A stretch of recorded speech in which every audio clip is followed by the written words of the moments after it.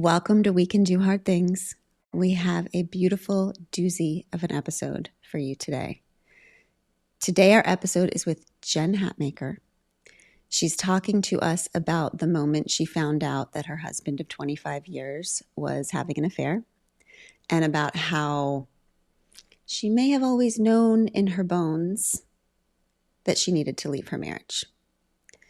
If you have ever been afraid of admitting out loud what you know in your bones, watch this episode today or listen where you get your podcasts, because you're going to want to hear the cost of not admitting that you know and the magic that can come when you do admit what you know in your bones about your life. The only person who could walk us through this is Jen Hatmaker. She is a best-selling author. She is an award-winning podcaster. She is a fierce advocate for all of us to live in freedom and agency. Her new book, Awake, is out now. It chronicles her raw, real-time journey through the shocking end of her 26-year marriage and her surprising reinvention that I like to call the Genaissance. Let's go.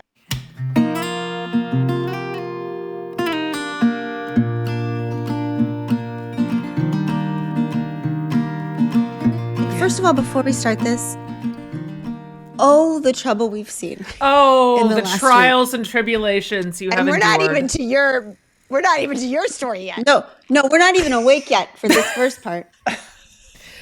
Yeah, you're just getting out of the bathtub. Pod Squad, I'm going to tell you this story in full another time. What you need to know right now is you know that my deep struggle with menopause. So what happened was... So we are going to get into it. Yeah. Just real quick. But the short version is...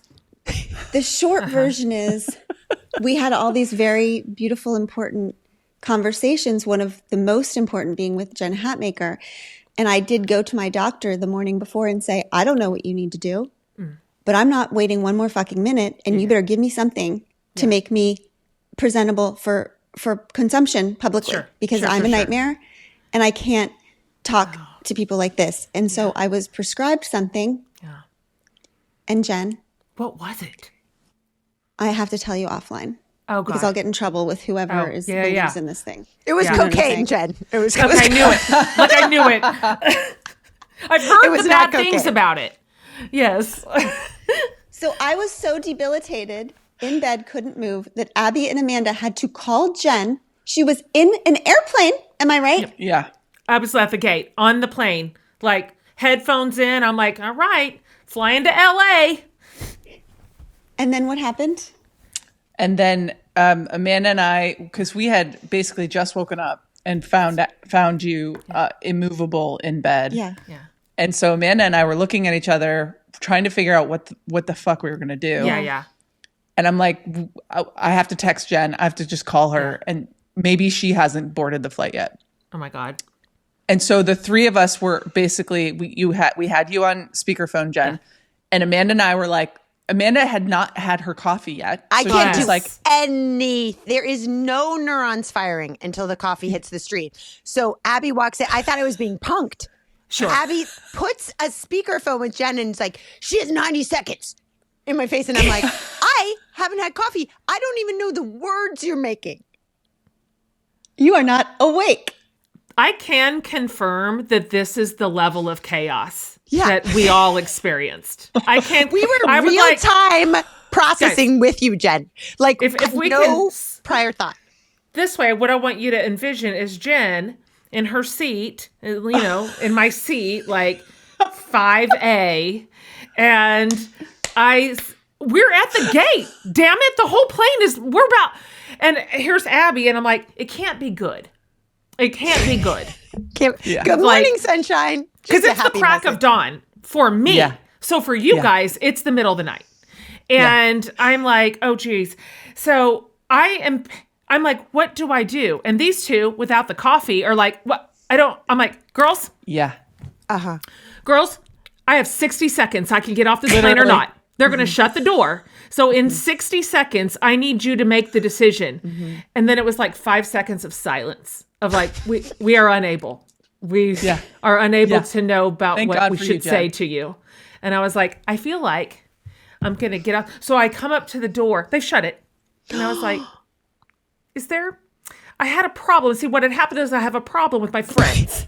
And can you just let me off the plane?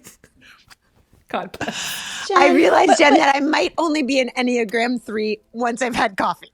Because I was like, I don't know anything right now. Yeah, Jen, I'm not in charge.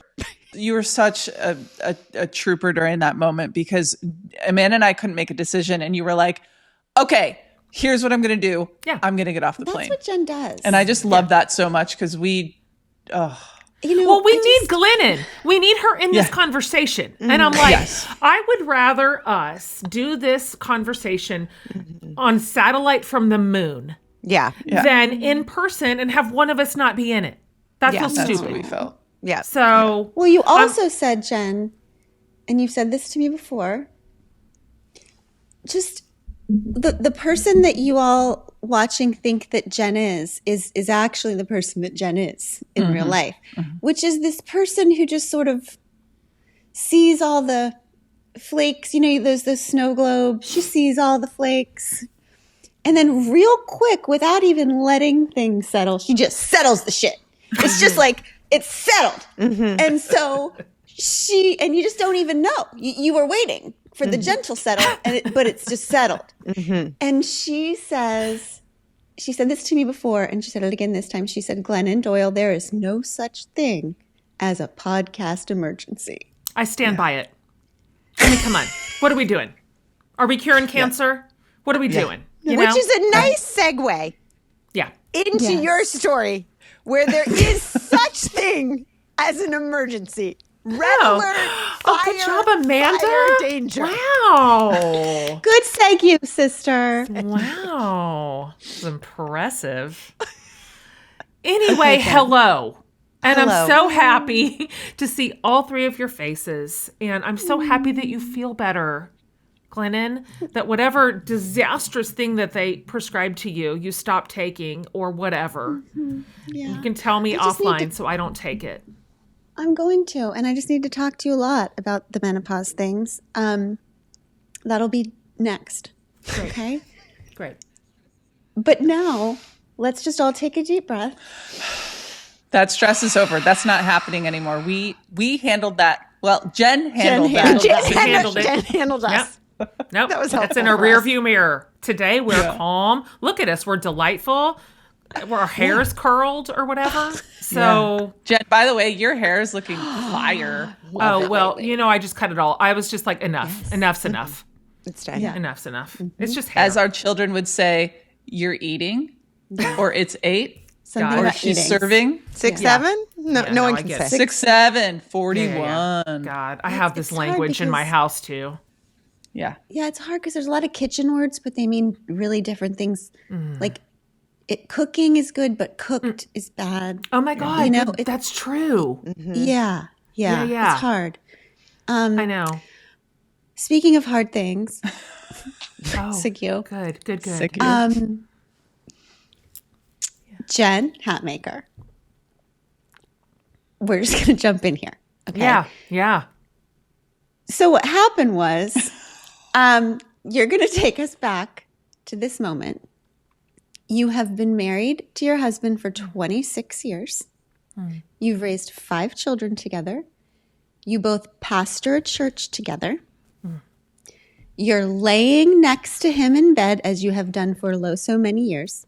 It's 2 a.m. He thinks you're asleep. What happens, Jen Hatmaker? Oh my gosh.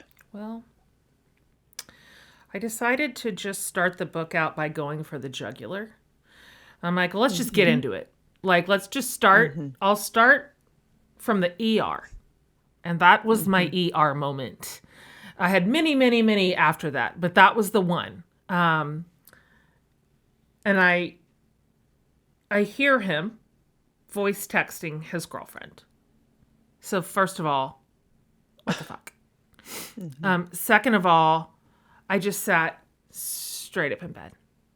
And I understand that I deal in hyperbole, but like the truth is that was the line. Like there was a before that moment and an after that moment. Like everything was, that was it. That was the end of my life as I knew it. And so we start there and then kind of parse out the next 2 years and what that looked like for me. And you guys have been around my writing for a while. So this is like a different way of telling a story that I've ever told it, which is not prescriptive. That's my preference. My preference as a writer, apparently, all this time has been like, what I will do is I will take this idea. Don't worry, everybody. I'm going to work it out for us. I'm going to think all the thoughts that we want to think about it. I'm going to research. I'm going to read everybody else's stuff on this. I will condense it. I will write it down for you, and I will hand it to you. This is what we think of this. So just plug it into the outlet. Work here's done. So I've written in this prescriptive way for so long, and I just knew that was not it. That was not it. What am I going to do? How to keep a marriage? Like, what do I know how to prescribe? Apparently nothing. And so I knew that this was going to be different and that I was going to write it in just vignettes, in little moments and memories. Yeah. And some of them were linear in that 2-year span, but they span 45 years of life.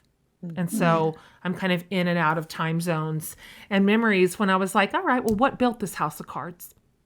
Let's have a look at that. Let's have a look at the systems that I was plugged into. Let's have a look at patriarchy. Let's have a look at purity culture. What about religious sort of shame? What about gender limitations? What about like body image? Maybe this isn't so surprising that none of this held up after all. Mm-hmm. So you hear him texting his girlfriend. There's just so much. Why the fuck are you voice texting in a bed next to somebody else, you idiot? Yeah. What a fucking idiot. Okay. Sorry. So we're just going to go there. Well, we can count on Abby always to just come in with the stupid people. Yeah. I mean, for many reasons, not just the voice texting, the cheating, obviously, but still. This is what I want to know, Jen.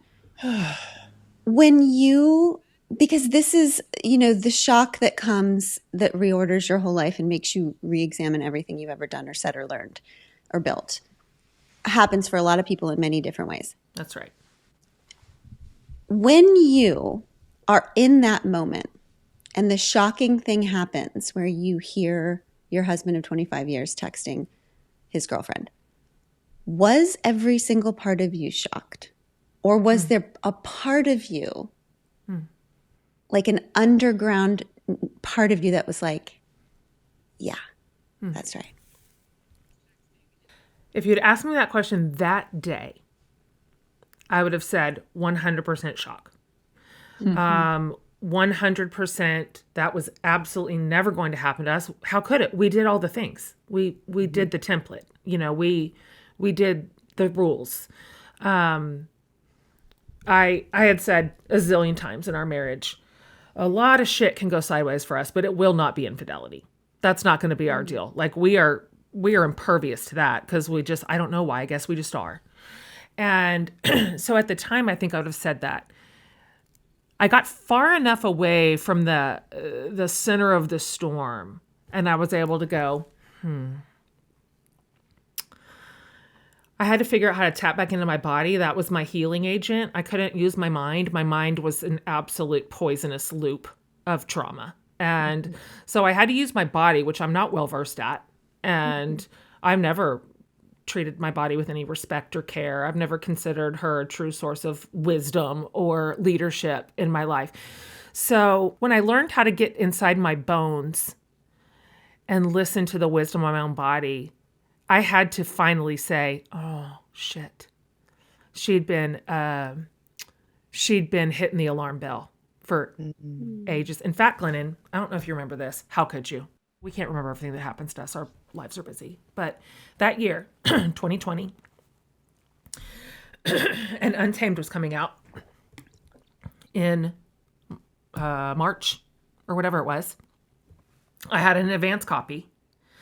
And so I read it in like January before it came out. And I do not know if you remember this, but I sent you a text. I got to a certain paragraph in the book about lies that we are telling ourselves. I read it. I very quietly closed the book and I set it down and I picked up my phone and I texted you and I said, we're in trouble. Yeah. We're in trouble.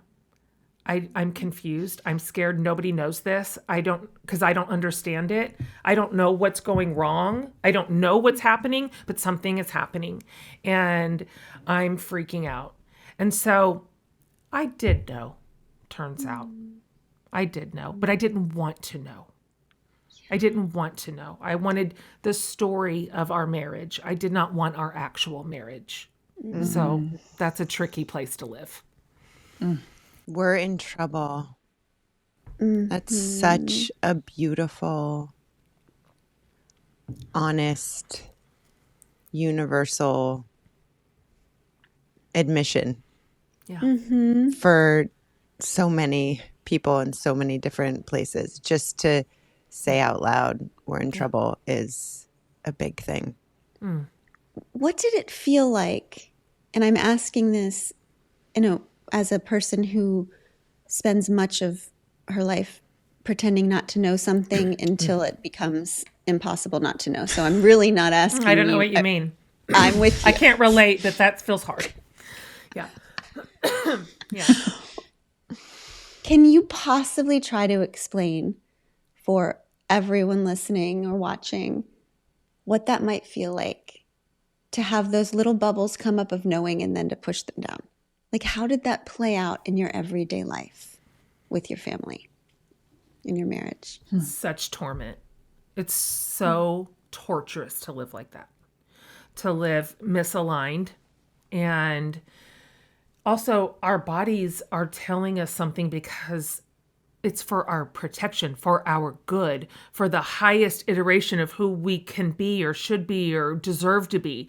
So that is a trustworthy voice. And having to tell my own wisdom over and over and over, you are wrong. There's no way that you are right. You don't know what you know. You're not experiencing what you're experiencing. You're not seeing what you're seeing. The amount of self-erasure and self-denial that takes on repeat is so painful. It's so corrosive. I felt my own soul eroding. And so then I'm having to live inside this world that I have co-created, in which there is this version out here that you see that I want. I want this version, by the way. I'm not even making it up to be fancy. No. I want it. I want that marriage to work. I want us to go the distance. I want to rock our grandbabies on the porch. I want to be reconnected. I want us to be having sex again. Like, I want all that. But I'm not having it. I'm over here. I'm back here living what is actual. And this gap, I never want to live in it again. Never. Never, never, never, never, never, never, never, never, never, never, never, never. I just... that cost is too high. And so it's almost like I had to get on the other side of that, because again, you can choose your own truth, or sometimes it will choose itself for you. And that's how it was for me. And so when this was chosen for me, because I didn't have the courage to face it, I did not have the wisdom to face it. I had to get on the other side of it and go, oh my gosh, wow. It is, this sounds crazy. It is actually better to live with this level of a busted up, broken marriage, family, vision for my future, all of it. Everything just shattered into it. It was scorched earth. It is better to live over here true and honest than it was to still have possession of it and know that it was broken. It's crazy, but it is. It's better. That's right. It is better to be alone and true than married and suffering. Yes. Period. So couldn't have told me that 5 years ago, but it's true.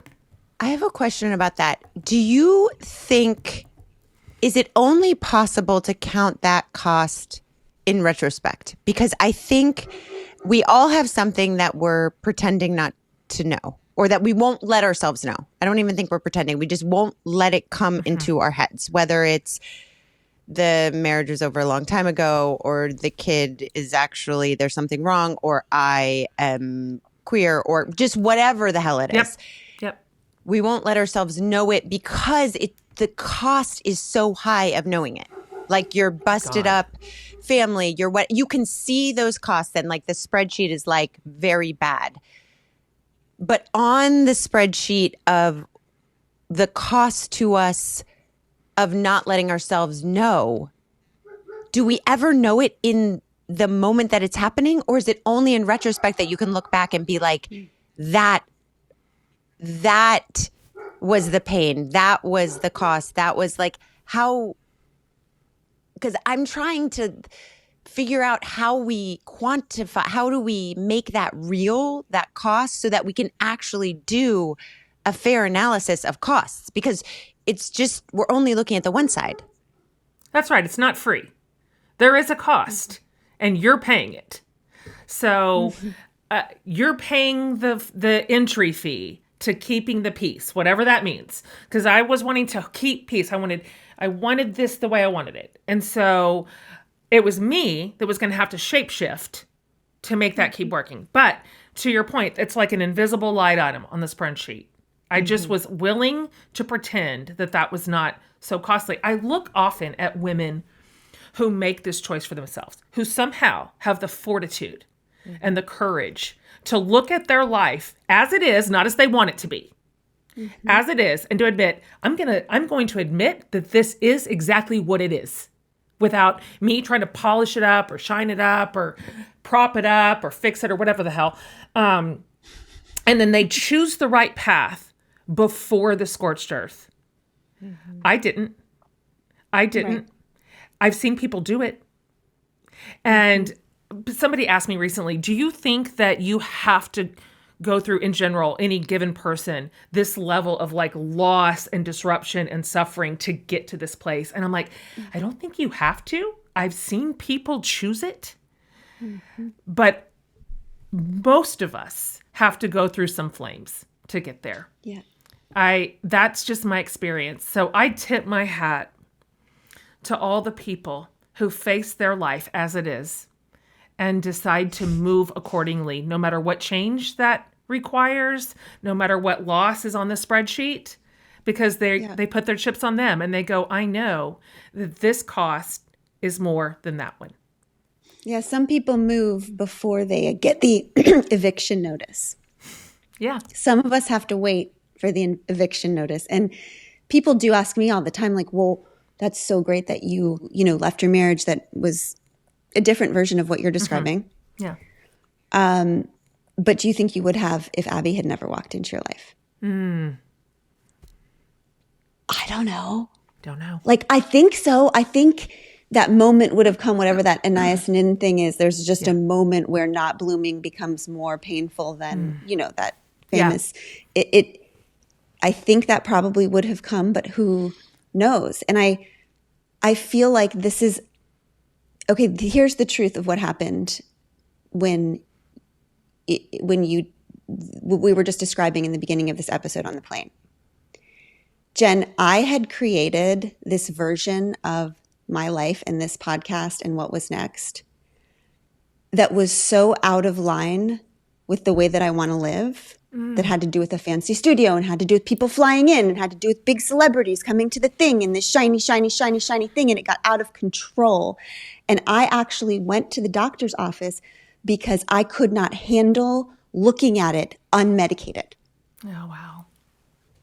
And every bone in my body, I was like, oh, this isn't right. This isn't right. Until my body was just like, oh, you're not fucking moving.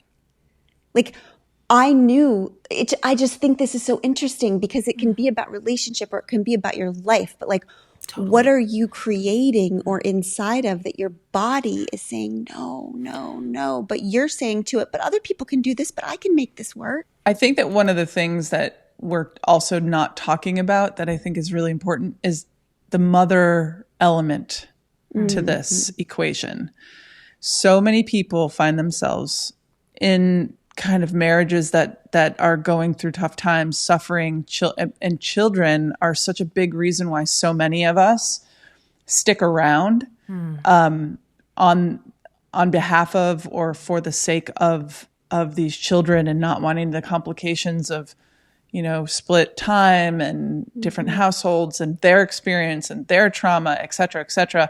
And so I just want to say that I don't know what the right thing to do is, because we prop up and prioritize our motherhood so much that we lose ourselves in the process. What do you think about that, Jen? Yeah. God, so true. It's just not tidy. None of it is. Yeah. And any given marriage, I don't really care who you are. It's not just you and your spouse. Divorce breaks a million hearts. Like, that was my parents' son-in-law. That was my sibling's brother-in-law. That was my kid's dad. Like, in our friend group, that was my best friend's best friend. Like, it is, the shrapnel is massive. And anyone who does not consider that, I don't think is telling the truth, or they're that self-deluded. And so it's a very real deterrent to go, what about everybody else? And I know, we have been told to say that question to ourselves since we were born. What about everybody else? I mean, that was basically my childhood mantra. What about everybody else? How can you behave so that everybody else can be happy? I mean, I recognize the pitfall. But also in a real human life, everybody else factors into your life. And these decisions matter to them too. And so with the idolization, frankly, of marriage in my subculture for sure, it is a very real temptation to stay for the kids. But I mean, I can tell you, this is not interesting or innovative or new. I can only tell you that it's new to me because I am now the person who has lived this story, which is that it, again, in the same way that I just said earlier, it is better to be single and free than married and miserable. Turns out it's also better for the kids to have divorced parents who are healthy and whole and no longer like in a toxic spiral than married parents who are creating a living nightmare inside the home. That's worse. And kids are resilient, they really are. And I hate that. I mean, I wanted to protect all of them from everything ever, that they would be the first pack of children who get all the way through life without pain. I had a plan. I did. Close, Hatmaker. You were so close. I was so close, you guys. I almost got it. We almost got it. But then they also have to live a story, and that's stupid, but they do. And they have to alchemize their own pain, and they do. And they have to go through their own disappointments and their own losses, just like we did. And I hate that so bad. But here we are. However, they do recover. Sydney, as y'all know, Sydney, my oldest daughter, she's the best. She's the best. Right. Just when I think, well, this is going to shatter them. They're ruined. They're doomed. Obviously, they have no futures. I remember her coming to me like maybe a year after the fact. And she was like, Mom, listen, hear me out. Please consider becoming a lesbian. You can, Mom. You can. Just try it. She's like, Mom, just try it. You'd never have to put up with another man's bullshit the rest of your life. I'm like, honey, I wish that I was, and I am so sorry, but I was born straight, and I hate that for me. Born this way, Sydney. I'm sorry. God, you have to love me this way. This is how God made me. Jen, God does not make mistakes, and it's okay for you to live your truth. Thank you. It was an oversight. I wouldn't, maybe not a mistake, but a little oversight. Hatmaker, I'm right there with you, girl. Right there with you. And now it's time to thank the companies who allow you to listen to We Can Do Hard Things for free. This segment is brought to you by Bumble, the app committed to bringing people closer to love. We talk so much on We Can Do Hard Things about the courage it takes to be who you really are. Being messy and complicated and showing up anyway is the bravest thing we can do in our families, in our jobs, in the world, and in our relationships. It's so hard to show up as you are when you know how complicated and weird you really are. Trust me, I know. We're not supposed to be complicated. We're supposed to be small and agreeable and never, ever too much. But when we don't just allow ourselves to be as too much as we really are, we end up accepting too little. I did that for a long time in so many aspects of my life because I thought that was the way to get connection, hiding myself. It didn't, of course. When I met Abby and started showing up as my real self, the messy, real, too much me, I started to be known. And the trick is you can't really be loved if you are not really known. Bumble is doing connection right because they've built this whole philosophy around the idea that the bravest, most magnetic thing we can do is to show up as ourselves. Quirks, weirdness, humanness, all of it. They have thoughtful photo prompts and show interests, passions, relationship goals on the profiles that lead you to actually show yourself what you really love, what you really enjoy, what you really are looking for. So folks out there can see the real you and you can see the real them. Because when we pretend, the only thing we guarantee is that we'll end up unseen. But when we're brave enough to show up as our true selves, even if it's scary, that's the first step to true connection.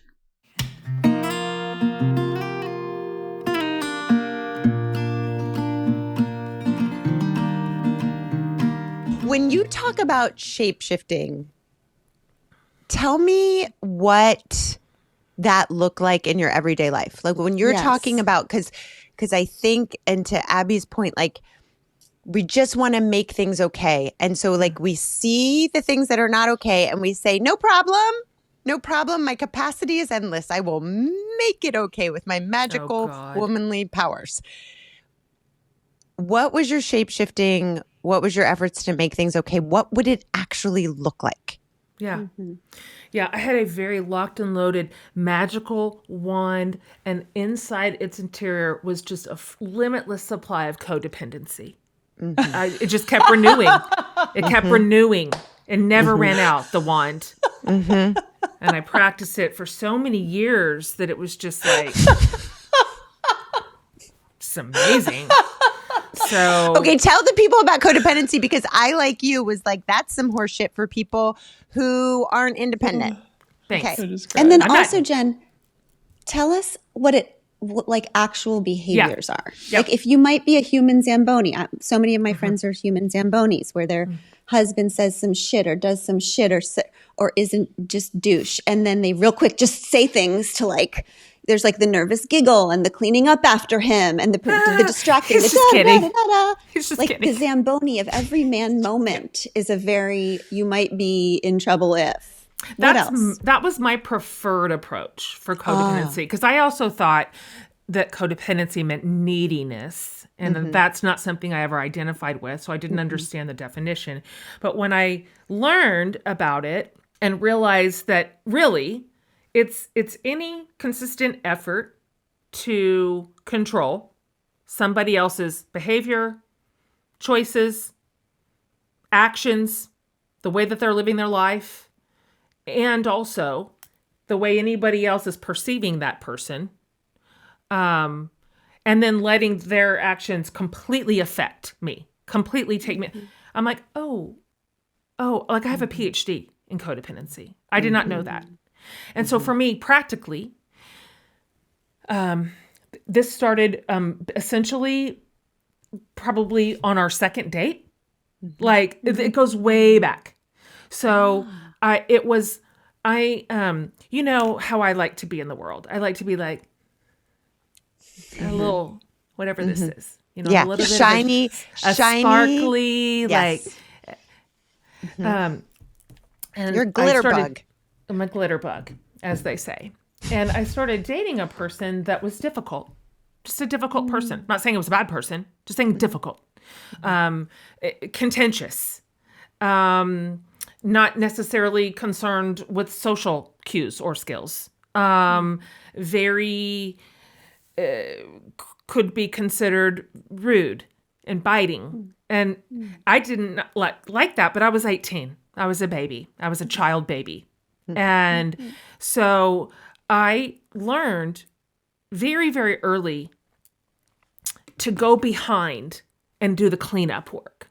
Like after the fact, like he was just tired, you know. The amount of people that I told over the course of 26 years, oh, you know he likes you. You know he does, is a million. Like, no, he does like you.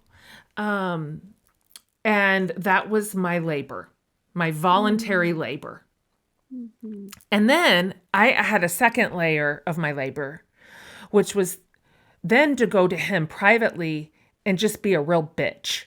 Like, scold him. And adult men love to be scolded. They do. I've heard That is great for connectivity, for intimacy. That is a real grease in the machine of marriage.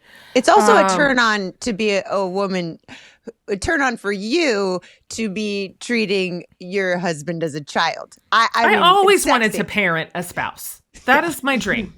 I would like to be your mother and your sexual partner. Will this work or no? You know? So that, as you can well imagine, created so much resentment in our marriage. And I get to own that, by the way. I get to raise my little hand and go, that was my pattern. And I would have hated being on the receiving end of that. Not once, not twice, but for 2 decades. So that me trying to micromanage his behavior and then everybody else's experience of him. And I did a real razzle dazzle for that. You know, I'm good at it. So I could come behind and razzle dazzle it so I could talk people into not experiencing what they were experiencing with him. Yeah. But it didn't work. It turns out people experience what they experience. And so that was a real painful part of my recovery process because I took that right into therapy. And as you know, what I paid my therapist to do was tell me, he's terrible. He ruined your life. He broke up your family. And that's sad for you. And let's talk about it more.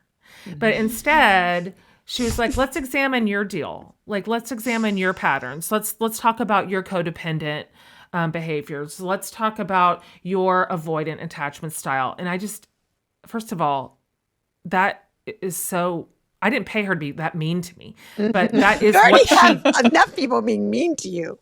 I'm like, what do you think we're doing here, lady? Like, I am paying for 1 hour for you to feel sorry for me. That is what we are doing here. So then I was like, oh my gosh, guess what? I'm codependent with my kids. Guess what? I'm also codependent with some of my adult friendships. That was my problem. That was mine. So I could either address it or I could walk that into every future relationship I'm ever going to have. Is codependent with kids, because basically I'm reading your version of codependency right now as codependency is I pretend that this thing is not what it is, and I pretend this person is not who he is. Yes. Because you are constantly trying to change him. The scolding is changing him, and the Zamboniing is changing other people's experience of him. So you're just refusal to accept what is. That's exactly it. That is exactly it. Can you imagine how that could not result in a beautiful, connected marriage? Like, that was a real faulty brick in the wall. And that is such a relational killer. And so this is part of my lifelong problem because I have always been overly attached to outcomes, to optics. I very much want you to like me. I very much want you to like my person. I want you to like my husband. I want you to like my kids. I want you to like my family. I don't want you to think shitty thoughts about one of these people that are in my crew, even if they deserve it. Like, even if they behaved in such a way to deserve it, I don't want that. So how can I do that? I've done that with my children. Like, their choices, I don't want. And so how can I fix that? You know, I don't want that. How can I make that different than it is? Like, want you to do a different thing than what you've done. And so, Yep. So that has looked like lecturing, because now they're young adults, like they don't live here. So my control mechanisms have had to shapeshift. But I am learning to release those chains. I am learning to sort of, it's not like I ever had control. The whole thing's a lie. Like it's a lie. It's not like it worked.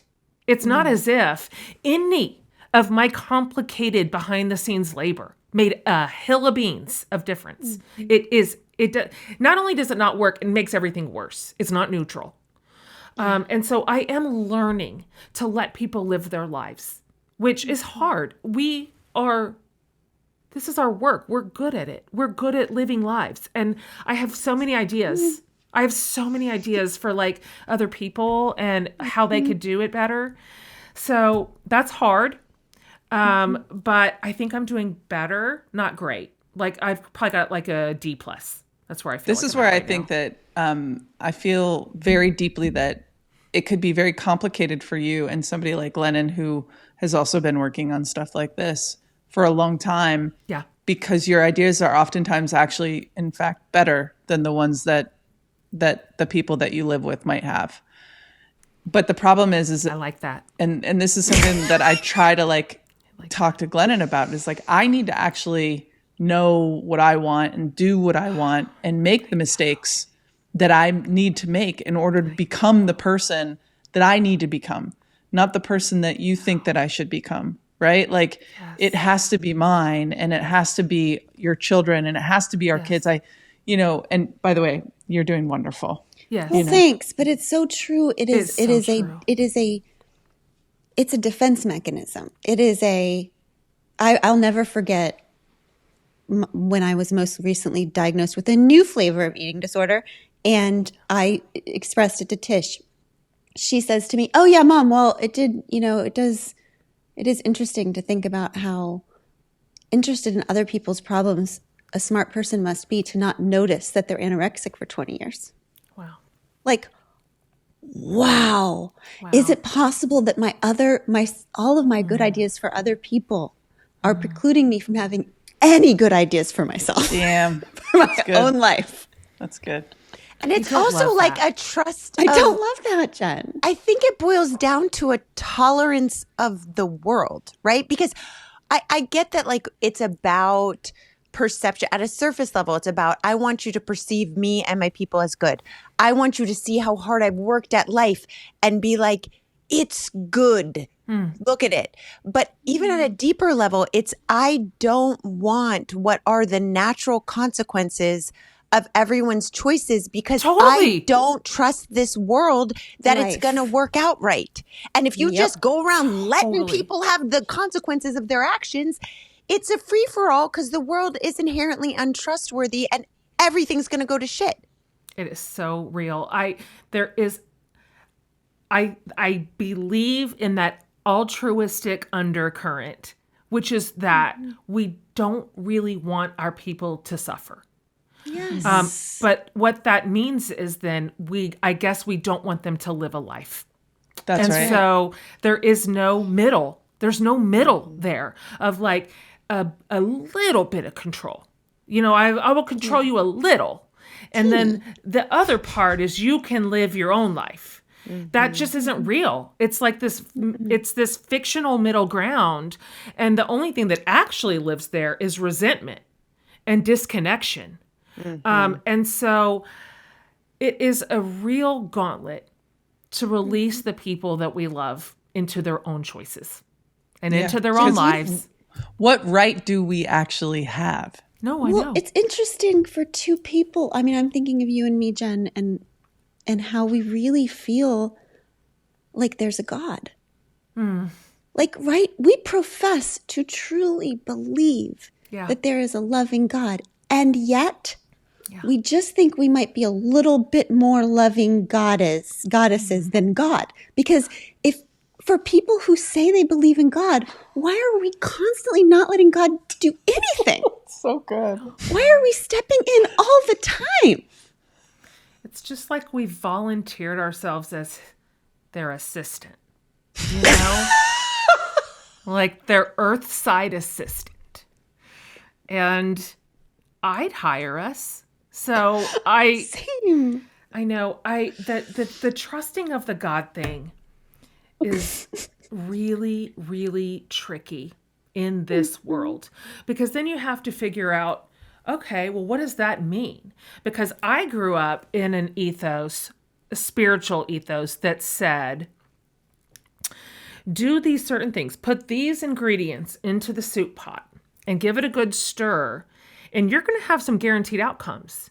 That's going to protect you. That is going to keep you safe. That is going to keep you in God's good favor, because that's back when I thought I had to earn God's favor. Which, by the way, if you can earn it, you can lose it. So that's a really hard way to live.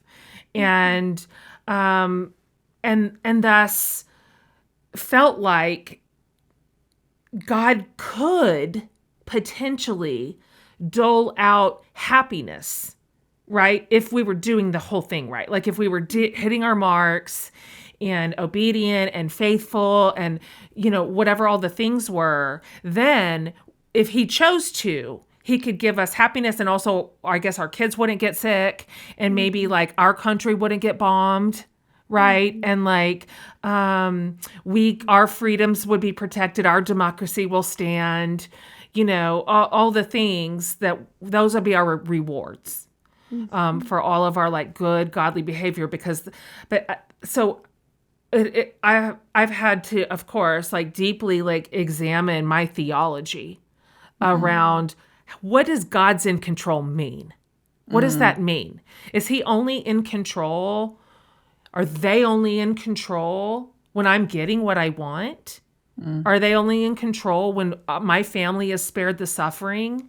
Because I went through seasons where we were kind of skipping along, you know, and we kind of had everything that anybody could ever really want. A sense of security and safety. But if that is your theology, then you do have to look around the world and go, I guess he hates everyone in Gaza. I guess those are his enemies, because he's spared them nothing, you know? And so those are deep theological questions that I'm parsing out here in the middle of life. Who is God? What is good? What is good about him? What is good about divinity? How does that look at a human life? I don't have any answers. I'm just like putting it on the pod. Like, do you guys know? I do. I'm not going to tell you right now, but I definitely do know. And tell me later about the medicine and the God thing. Yeah. Yeah, I'll tell you about the God thing later. I just don't want to like blow anyone's mind right now with too much information. Appreciate that. I just want to take one moment to say that I just think that I just love that you connect all of this to what goes on in the world. And when you recently came out so hard and for a free Palestine online, I just thought, that is not you've gone through so much with the evangelical reaction to your boldness and freedom. And that was a moment where, my kids are always doing this really, while I'm thinking I'm controlling them, they are pushing me past what I can ever see or understand in a way that reminds me very much of the Khalil Gibran poem about like your children are not even your children, they're life longing for itself. Like you can't even go where they are, not even in your dreams. And while we think we are protecting them and manipulating them, that is so hilarious because they are so far beyond us and all we can do is barely keep up. And genuinely, Chase has just led me, him and his friends, in all of finally looking at the world in with any sort of clarity. And that has affected so deeply my way of looking at Palestine. And is Sydney, basically my question is, Sydney fucking you up? Because Chase is really fucking me up. It's like our children, our young adults, were born on a different planet. Do you know what I mean? Yes. Like the amount of big conversations that here we are on our little podcasts talking about our big shovels that we're like digging out of these holes. They don't even know about it. They're like, what are you doing? Like Sydney comes over and she's like, "You're eating a salad. Is that because of diet culture?" I'm like, "Oh, I guess. I mean, I guess it is, to be honest." Like they're just so different. They are so active in the world. They are so unafraid of systems and the patriarchy, and they are so uninterested in what anyone has to say about their bodies, about their sexuality, about the way that they move on the earth. This is me just looking at them all the time. Yeah. Like, look at you guys go. Like, look at you lead. I feel so hopeful that they get the baton next. Yeah. Like, how quickly can we get it in their hands? Like, how quickly can we put these sort of thinkers and activists and just compassionate souls who are able to live a little bit more fully in their bodies than we ever were allowed? And we can say that. We weren't handed the freedom. We weren't. No. We weren't. We can take our ownership for where we were complicit and the systems we willingly, plugged into, how I contributed to those. I own. At the same time, we can also say we were not handed these keys to these locks. We weren't. Yeah. We had to Hulk open the bars our own selves together collectively and see if we could squeeze through the bars to freedom. And so our kids, they didn't get caged in the same way. And it's a wonder to watch. And I feel really hopeful that they are really going to run where we just kind of had to army crawl our way through. But they're a pretty kick-ass, these kids. And also they're not putting up with our stuff. No, they're not. They're not. And they look at you. They see me in a way that I'm not comfortable with. But every time they light me up, I think, yes, you're right. You should light me up. But also, please know that I gave you the match that you are using to light me up. I raised you. That's a fact. I raised that fire. I raised you to be free enough to confront me the way you do.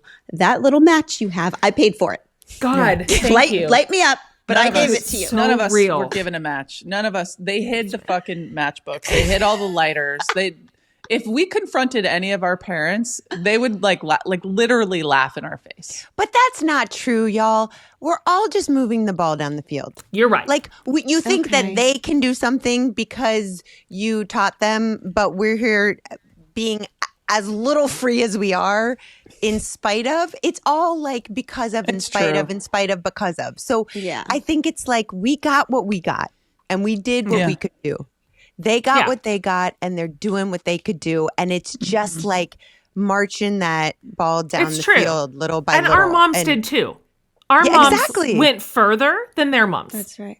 They didn't have bank accounts. That's right. My mom, you guys, my mom's high school, my mother, one generation north of me, my mom's high school was desegregated her sophomore year. That's not that long ago. No. So they went as far as they could go, and I think we're doing the same. I will say I am proud of our generation.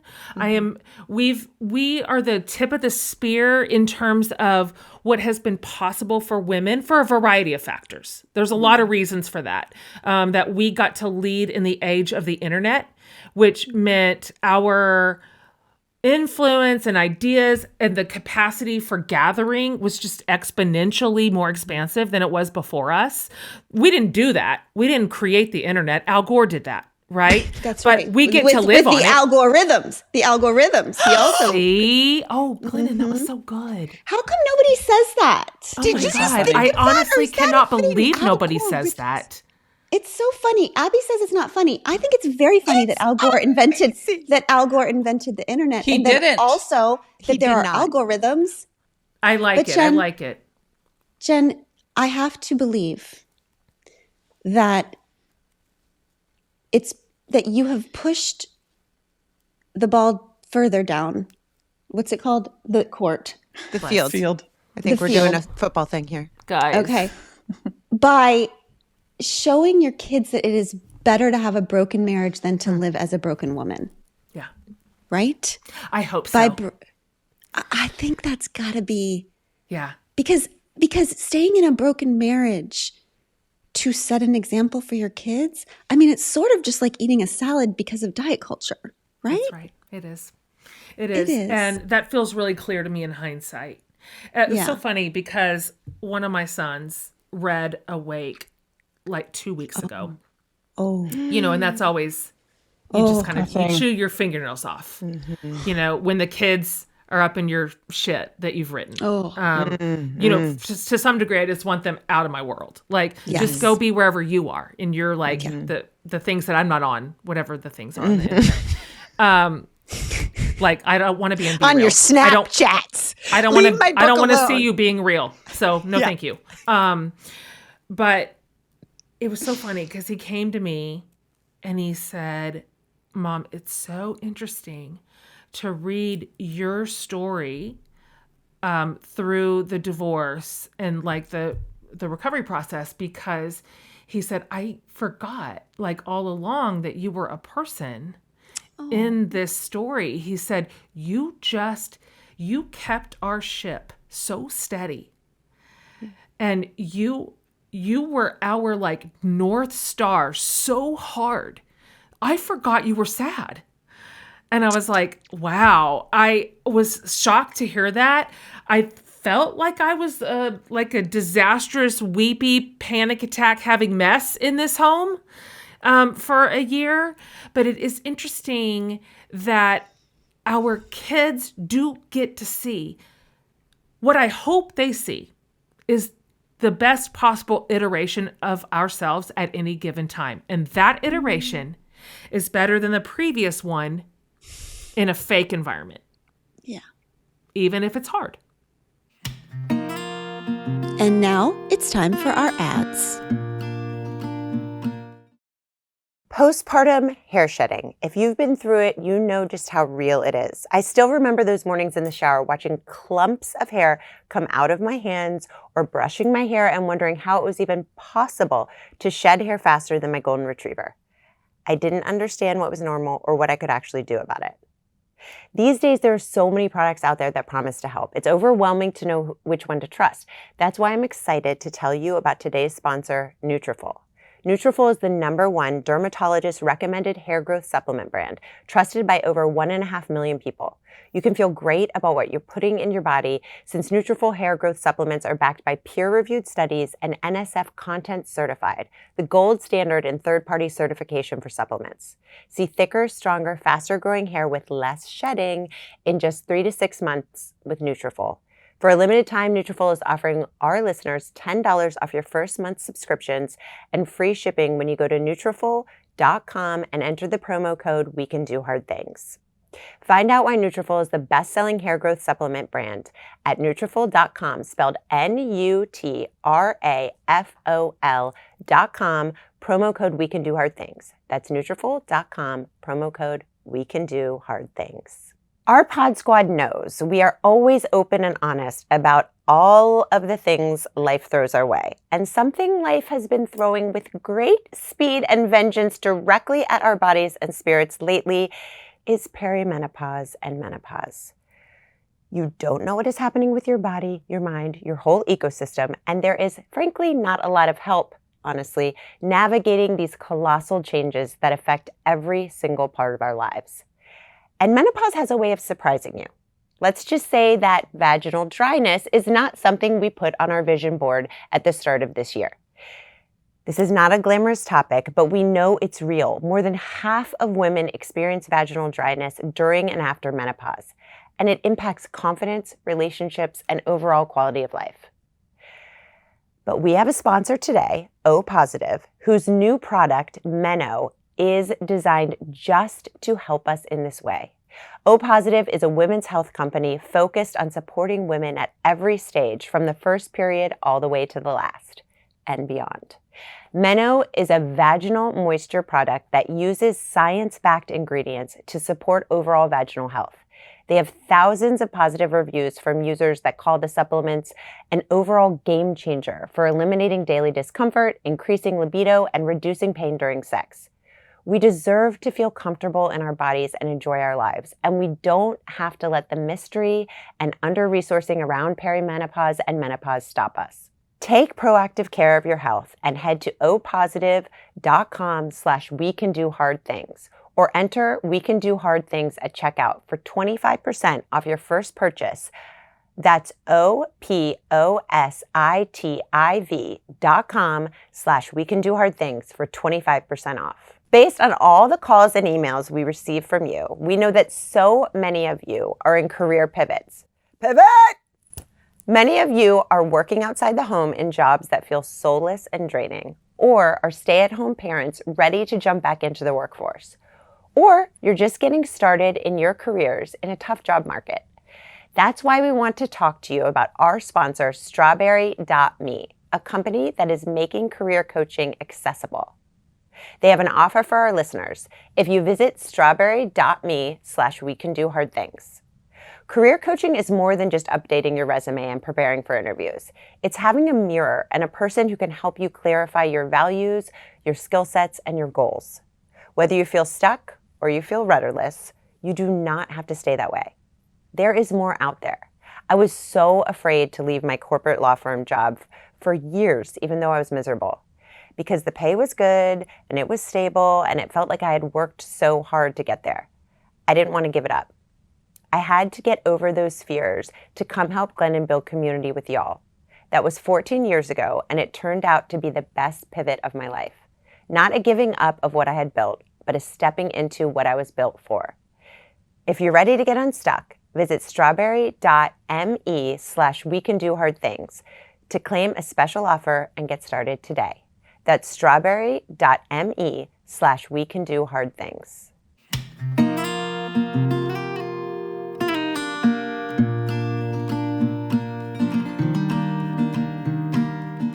Jen, what is your advice? Let's say there's someone listening right now who the knowing is just like now surfacing to the point where they cannot not know. Let's say that person is in a marriage and they would not like to wait for the eviction notice. Jen, or they just got it. Yeah. You had I watched you like the algorithm. I also coined the Genaissance, and I just don't get enough credit for it. You do. Yeah. If I ever say it, I do cite you. Thank you, Jen. You're welcome. But it was a sight to behold. It was beautiful and messy and strong. Mm-hmm. What do people do first? What does a woman do first when the whole thing is built and she knows to keep herself, she has to step outside of the thing that is built? Like logistically, what does she do? Thinking of her puts like a feeling in my stomach. I know that feeling. And so I want to first say to the woman who has that knowing and that feeling in her body, but has not been given an eviction notice, you don't have to wait for it. Mm-hmm. And I wish that you wouldn't. Because that introduces a layer of trauma and pain and suffering that you could, to some degree, avoid. Mm-hmm. Now, it's not that change is not disruptive and there is not loss inside of it, grief. I'm not suggesting there is a clean way through change that leaves us with only good feelings. But when you wait for someone else to decide for you, then you forfeit yet another layer of your own agency. And it's so devastating. And so you don't have to wait that long. So practically, I can only do this in hindsight because I didn't do it in real time. So in hindsight, I did it after somebody else chose it for me. So what I'm saying is if you are staring, if there is this version out here, but you're back here and you know what's true, and this gap has broken your heart and you can't tolerate it anymore, I think this is what would have had to happen in my life. If this is a little bit prescriptive, I don't know how to make it different. But I think the first thing, and maybe the hardest thing, would have been telling myself the truth. I just couldn't do it.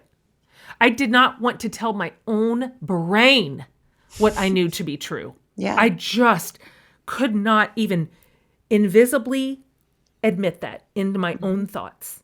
So if you are willing to just say very quietly, very privately to yourself in the mirror, here's what's true about my life. Here's what's not working and here's what I want. That is such a humongous step. I didn't really even do that. And so then I think the next thing, you guys, I want you to weigh in on this. I think the next thing is you've got to tell somebody who loves you. Oh, Is that the next thing? I think so. Like who loves you, who knows you, who knows whatever it is scenario that you're in or talking about, who cares about your future, who cares about your well-being. Saying it out loud to somebody takes away a little bit of the fear and a little bit of its power. Is that right? And is that what speaking. comes next? Well, there's something about speaking it. You know it with yourself. I've had moments like this where I actually am looking in a mirror. Like I'm thinking of moments like that where I tell myself something. But the speaking it to someone else, it's not just about the love that comes back. It's that we know worlds are built on words. It's like, let there be. Let there be light. Let there be freedom. Let there be love. When you speak a word, that becomes a brick that then shows you the next right thing. When I finally say something that is true about my life to Abby or to Amanda, it's amazing what unfolds next. I don't know. It's like magic. Yeah. But the words do sometimes need to come first. And that you That's my don't experience die too. when you do I it. don't die. Like, I think that's a real thing. We think there's certain So things you real. can never come back from. You can never say, and your life will still be the same. When you say something out loud that is true about your life, the only thing that changes is that you have admitted what's true about your life. Like, it doesn't suddenly, there's something really so powerful about it, because you notice, like, I am still me. I still have the agency to choose whether I stay in this situation or leave this situation, but I can both exist and name this truth. Which That's so I don't true. think we think that we can exist if we name the truth, that suddenly something's going to change. Yeah.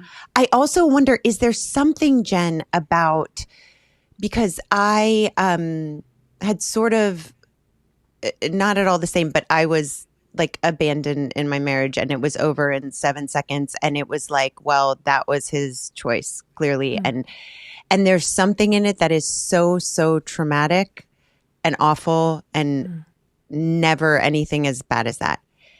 And also, as a woman, there's something in it that is a relief is the wrong word. There is some kind of culpability that you avoid when someone has fucked everything up and made it irretrievably gone, that it is not your fault and you didn't choose it and you never would. And I seriously think that there's something about it, especially for women, the naming of the thing, the gap between the naming of the thing and the actually saying that's not good enough for me has to do with accepting the culpability for the outcome of what you need. Yeah, I used to, every time people talk to me about my divorce, I would find myself bringing up the infidelity, Craig's infidelity. Every time they would say it, and then I would hear myself go, and the cheating, and the cheating, and the cheating. And when I started to notice that, I stopped that, because what I was doing was saying to the world, it's not my fault. It's not my fault. It's okay for you to accept that I wanted something different because I had a get out of jail free card. But I don't want that for women. I want women to be able to say, I don't want this. And not have a get out of jail free card. Just the fact that they say, I don't want this, is their get out of jail free card. Yes, that is it. God, you guys should just have a podcast. This is so good. I'm like, look, I've got my pen. I'm like, it's so true. Don't wait for your card. But like, love is that a thing? Like, how do I we love that. convince Listen, people that they can you just are do talking that? to somebody who got that card, and I just I handed it out to everybody for like a year. Like, I am innocent, right? And this was done to me. And the villain victim thing was so delightful for a minute. And everybody was willing to agree. They were like, yes, that's the story, and we'll hand it to you, and you get it. You get absolution. You know, and so I think that is it's a pass.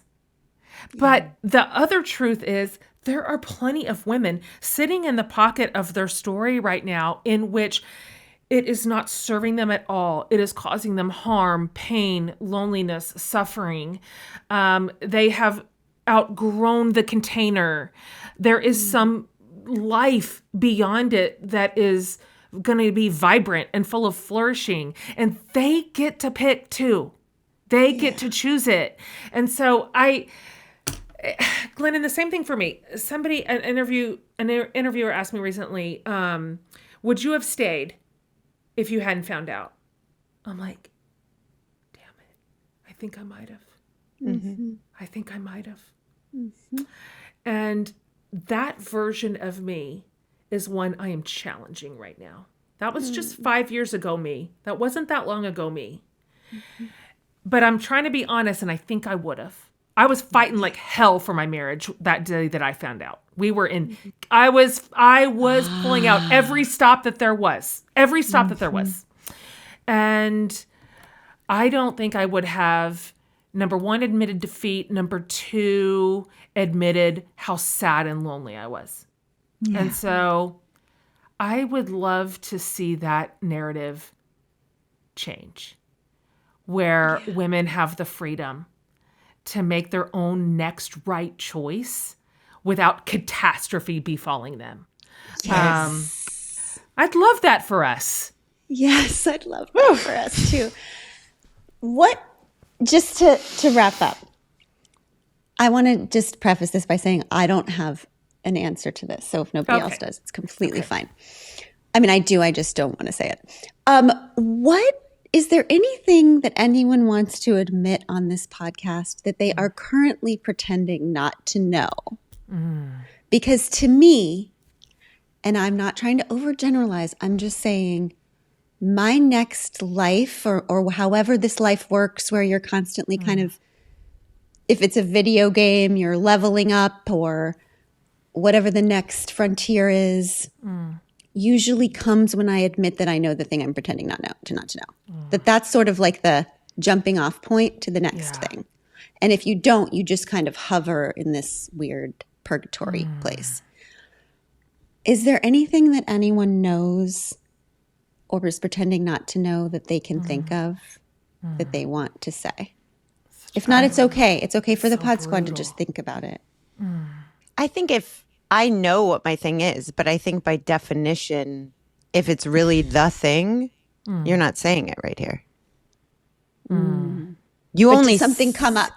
Oh, for sure. But you only say the thing. It's like the before and after story. Like you can The only pretending say part the is thing before. in a public place if you've already decided to act on the thing. That kind of private sharing of this is my thing that I am running from, that I am desperately trying to make not my thing, is something that you share with like yourself and then a person. And then you decide after you share it, if you can still exist. And then if you do, you think, okay, well, if I can exist with that being said, can I exist with that being said to the person who needs to hear it the most? And then if I can exist that way, can I actually, and I'm still breathing, can I actually act on that thing? And then am I still alive now? Like there's, so I think if it's really the thing, no one's saying it here. I have a thing, but it's silly and fun and not too deep. I like Go it. for it, babe. I want to hear. Go for it, babe. It's I want to work less and play more golf. Okay. I don't actually think that's small. I don't think that's I really want to work a lot less I do not think you are saying something silly. No. Yeah. I've somehow gotten myself into 2 podcasts, a speaking career, She goes, an investor in all these companies. I sit on 2 boards, and like, I don't want to. Yeah. All of it. I hear that. Baby. I That's a actually good one. really honor that. I mean, to me, that goes back to something Clinton said earlier about staring down this new shiny version of the show and then collapsing. Her body being like, we don't want this. So you either listen or not, but we're going down in flames if you choose not to. I think the work thing, who thought it was a good idea to be this visible to the world? Do you know what I mean? Like, I don't think we're built for this. I don't think this is a way that people ever will flourish. This is too much attention. It is. Like, that's too many people listening to us. What do we know? And also, Very little. when they like us so much, but they also hate us that much. And that is a lot to hold. And then we look at the calendar, at how much we've just like given our days and minutes and hours to it all. I don't think what you're saying is silly at all, Abby. And I feel like that is something in my knowing too. Me too.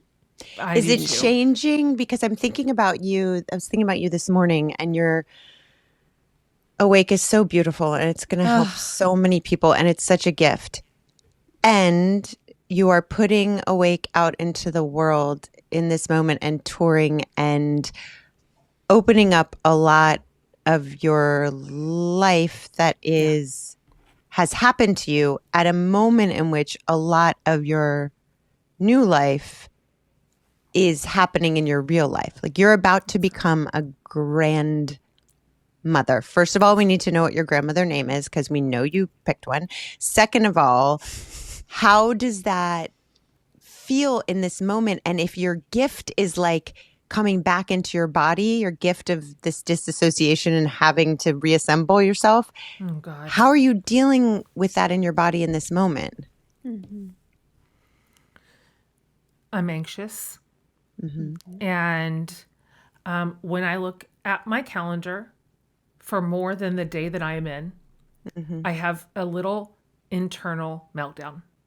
And it's so strange because I have like you guys, a pretty public life, but most of that public life I can do from my house.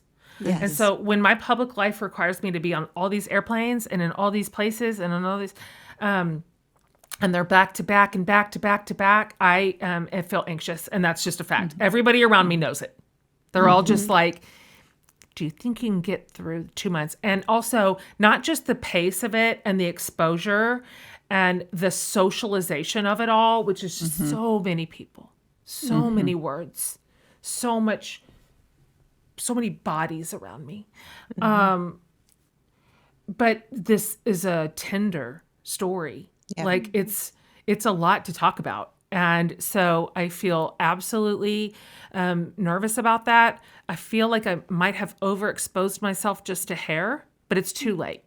Yeah. So the time for that was last year. Last year was the time for that. Because I just don't know. Like, I've said things in here in the book that I just have never said. And so I just don't know about that.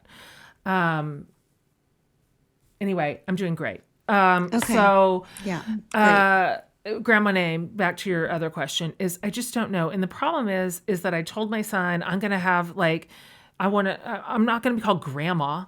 I want a name. That's for old people. Excuse me. And he's like, you're not going to name yourself. We're going to let our son name you. And I was like, son, listen, I love you. I do. This is not about you. You have no part in this. Like, bring me this grandson. This is not about you at all. You are not even in the equation. So just go live your life. Anyway, I don't know. And I'm still workshopping it. And I just would love your input. So if you come up with one, I would like to hear it. Everything sounds crazy to me because how could I be a grandma? I was just born, Yes. So how could you, a former baby, be a grandmother? Thank you for understanding. Wow. Yeah, I do understand. Gma. Well, we're Grandma, going to think of Nona, names. Nina, Nana, Nana. Okay. She's doing it now. We're going to think of names Okay. and then text them to you. Okay, good. A couple things. The book is so beautiful, and what I would like for you to remember as you are concerned with overexposure is that the way that you handled the story, not just the story, but every character in the story who are real people in your real life, you did with okay. Oh gosh. Okay. You did with such grace and honoring of each of their stories, because we know that your husband was who he was on your second date when you noticed he was difficult. I know that Craig was who he was when he told me he didn't want to get married. And I was like, that sounds like a personal problem that maybe you want to get over quick since the church is booked. So you honored that in your book. You honored his part, your part, the world's part, the beauty of the family. I feel like the family that's depicted in this book is so beautiful. Yes. Thank you. So beautiful, Jen. And personally, I love you. You are a person who maybe I don't talk to for 5 years, and then when the shit hits the fan for me, you're one of the first person who shows up in my text with 3 paragraphs that settle the snow globe so quickly. And I believe in you, and I love you, and you're going to make it through these 2 months. And this book was meant to be in the world, and it's going to help so many people. Thank you. Jen Hatmaker is the snow globe, the French press for the snow globe. Now we're combining metaphors, which we do like to do. Also, like you don't that. owe people's shit, Jen. You wrote what you wrote. I did. It's a beautiful book. I did. People can read your book, and also they want to ask you some stuff that you don't want to talk about. You don't owe them shit. Say whatever you want to say. You already wrote it. Amanda. You're right. I did. And I thank you so much for that, like, kindness. If anything kept me awake the last 2 nights or the last 2 years over the process of writing this 2 nights book, plus 2 years. 2 nights. And then also the 2 years prior to those 2 nights. It was, I kept asking myself a question. Because in a story like this, there's a lot I left out. Restraint. Juicy. Restraint. Could have sold. Could have been splashy. Left all that out, of course. I kept asking myself the whole time, am I going to be proud of this in 5 years? Am I going to be proud of this book? Am I going to be proud of this paragraph? Am I going to be proud of this sentence in 5 years? And I kept checking in with 5 year ahead of me. Like, what will you be thinking of this? And that helped because this is the family that I live in. Like, this is my actual life. This is my real life. The one with the real kids and the real ex-husband. We've got real grandbabies coming. We have graduations, weddings. We have a real life over here. And so I could not torpedo that life so completely that what I would have is a book in 2025 that'll come and go like books do. And a whole life where I am now left living in the rubble that I created. And so I didn't want that. And so you saying that, Glennon, you can never know that you put your finger on the exact bruise that I have, my biggest anxiety about this is not, what will you think of me?